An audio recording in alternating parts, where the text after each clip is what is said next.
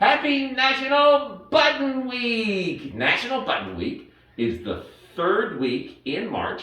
Interestingly enough, there's also a National Button Day in November. So buttons get 2 times to celebrate.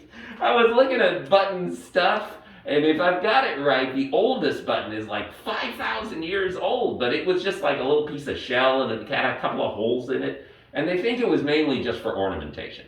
So the Romans also had buttons as well. They did use them for fastening, but their clothes were really heavy and there was a lot of fabric, and so they had to use kind of bigger buttons, and it put big holes in the fabric, and they didn't like that so much.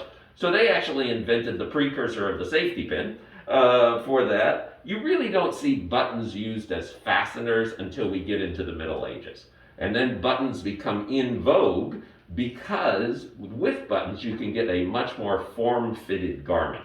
And people liked that. So, interestingly enough, I think there is the first recording of a button makers guild in about 1250 or so. So there were actually people that were hand carving buttons, and buttons got to be a very big status thing. In fact, some people were unhappy if you wore buttons and you weren't in a high enough class, and they would call you out for that. Of course, the Industrial Revolution comes along, and then it gets cheaper to make buttons, so then it gets easier, and then plastic. And once plastic gets here, there are buttons everywhere. Now then, I do have a fairly serious public service announcement that I need to make about buttons. Because some people take buttons and they put them in a jar and they stick them somewhere. And I just need to let people know that buttons do not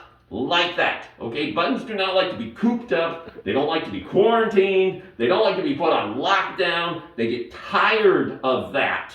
And they especially get tired of being stored with all that fabric, that you're gonna make a dress out of someday, that you just haven't gotten to yet. And so if you leave buttons all by themselves, cooped up in jars for too long, with all that fabric, they can get a little madder, and a little madder, and then eventually this can happen, and it's not pretty because you end up with button mummies!